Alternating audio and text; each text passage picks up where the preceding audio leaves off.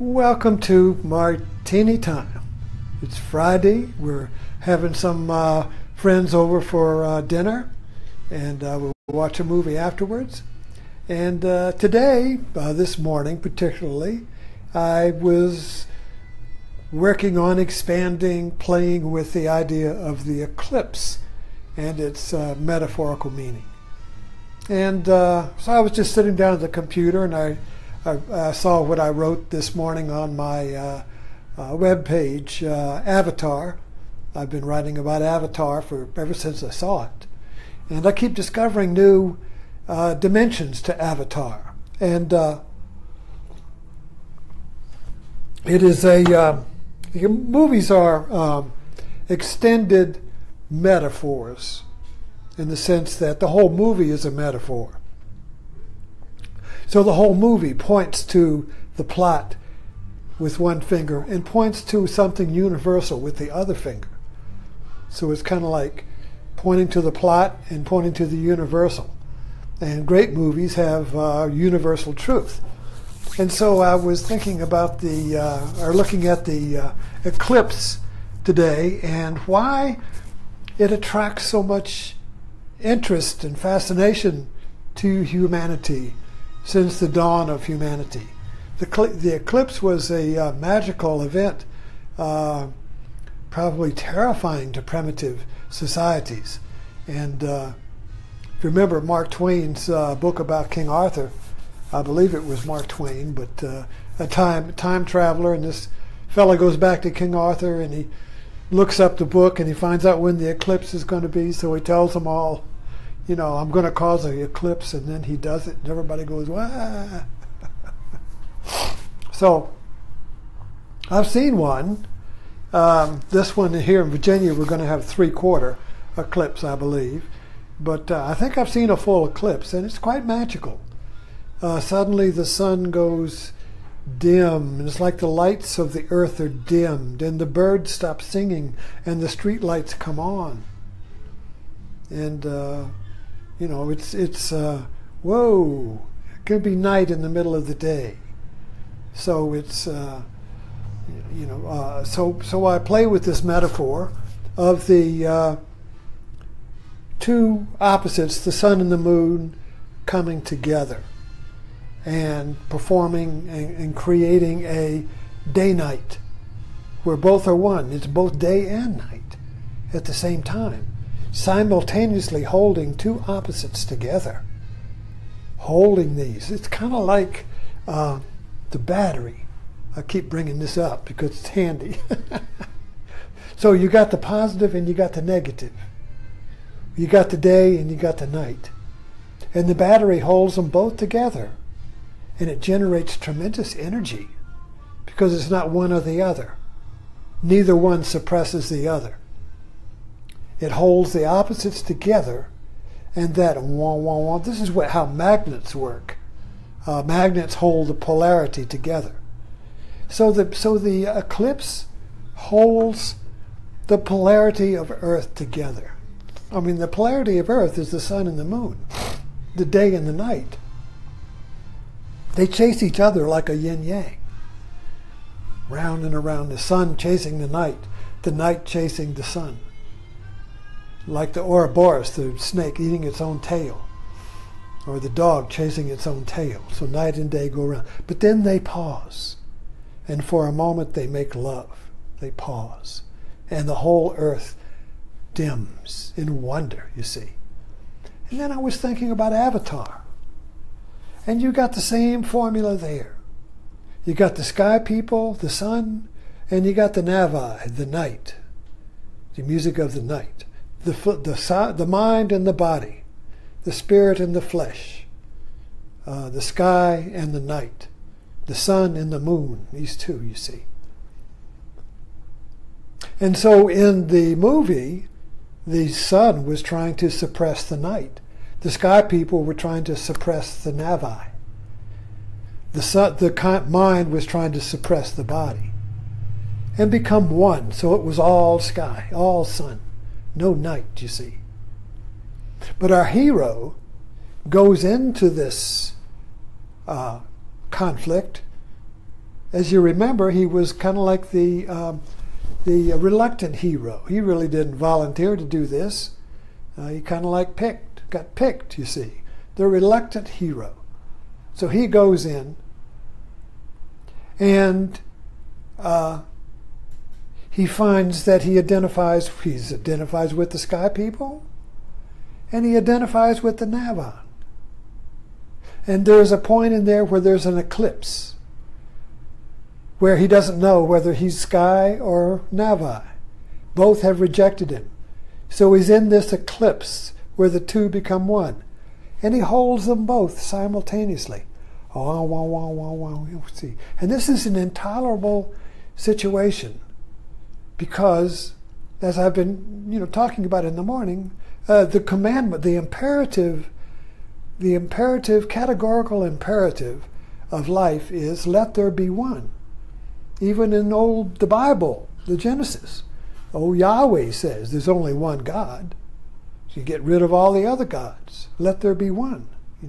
So there must be one.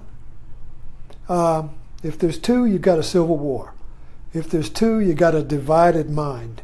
If there's two vying to be one, you have a tennis match. And by the way, on a tennis match, if you had two masters who were both perfectly balanced, the tennis match would never end until maybe one just has one thought. One thought would be all it would take for the other to defeat him. See, it would be that fine, that balanced, you see. So when the opposites cannot become one, it generates energy. So what happened in Avatar is that Jake Sully he could not sustain the eclipse.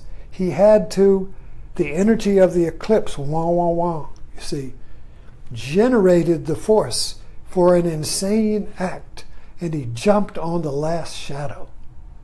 An insane act, he said. He had no idea what was going to happen. That's what insane act means. No certainty. You have no idea what's going to happen. But you leap. Okay. And so what happened was that he rode the last shadow, if you recall. And he became the master of the last shadow. What's the last shadow? But death, you see. Life and death. The last shadow is the last shadow, the Navi say. Because if you see it, it's the last shadow. You don't see anything else. That means you're about to be gobbled up. The last shadow. I think it's such a great metaphor. The last shadow, you see. So he jumped on it. And he rode it, and he became the Avatar. And he integrated all the Navi tribes, and they went to war with the sky people to stop the sun from devouring the night.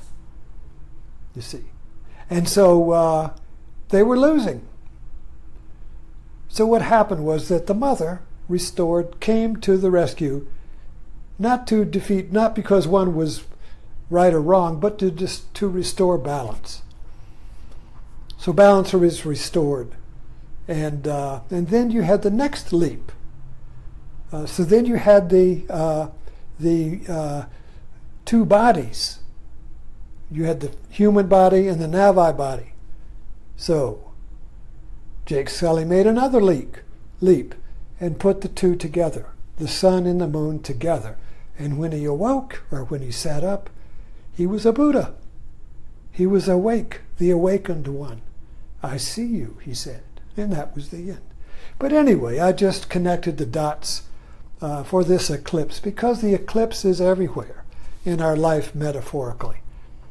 It's whenever we are on the horns of dilemma, or in a double bind where everything I do, I'm screwed. No choice will get me out. No willpower, no choice will restore one. Nothing I can do will restore the one. What can I do? I can't do anything. Everything I do keeps the eclipse going. How can I restore the one, you see? So this situation, I mean, we encounter this in small ways. I encounter it when I get a confusing list, a shopping list going to Walmart. You see, and the simple to the large, you see. The double bind. Whatever you do, you lose. We're in that situation with Korea. It's double bind. Whatever you do, you're going to get screwed. You can't, you know, that's why it's been continuing for 50 years. I mean, I was in junior high school when the Korean War started. And just a footnote on that, I remember that when if you recall on the war, the North Koreans invaded the South and pushed the South Koreans all the way down, pushed the South Korean army down to the bottom. And so we sent in the Marines. And I remember saying, oh, yay, it's all over. The Marines are going in. It was just like the World War II. Send in the Marines. Marines were big heroes. I mean, you send them in. When the Marines go in, I mean, that's the end of the story. Guadalcanal, Iwo Jima, all those heroic wars where the Marines went in, you know, the Marines. So they were going to Korea. That'll be the end of that.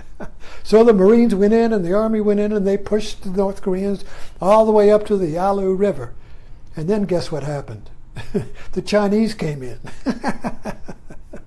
and pushed the Marines back down to the 50th parallel. And so the country was divided into the sun and the moon. Or maybe the moon was North Korea, the Moonies. You know, the moon. So the country, the one was divided into two, right? And this has been like, what is the one? We have to have the one. We have to restore the one.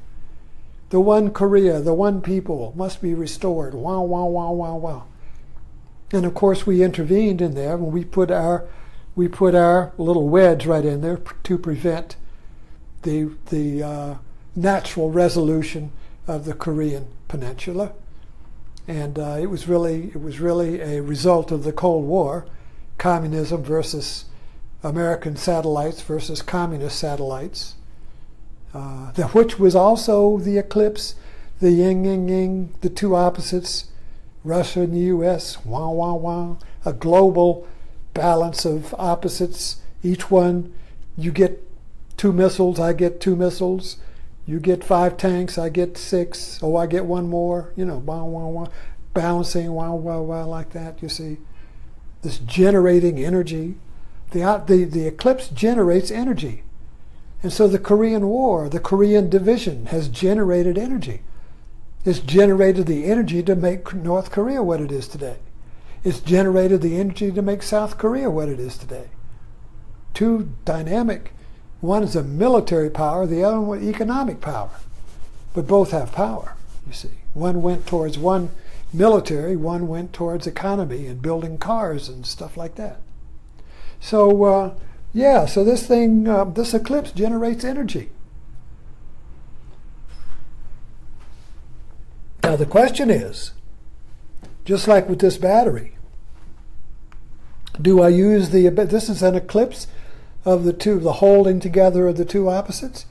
Do I use that energy to turn on the light, or do I use it to electrocute somebody? You know, do I use it to blow up the world or create the world? That's the choice, you see. So the energy is being created. Do we use it to find a creative, new world solution, a diplomatic, an end to the eclipse so the one can be restored, so the balance of the sun and the moon can be restored, you see? Or does it go into some violent explosion? We don't know.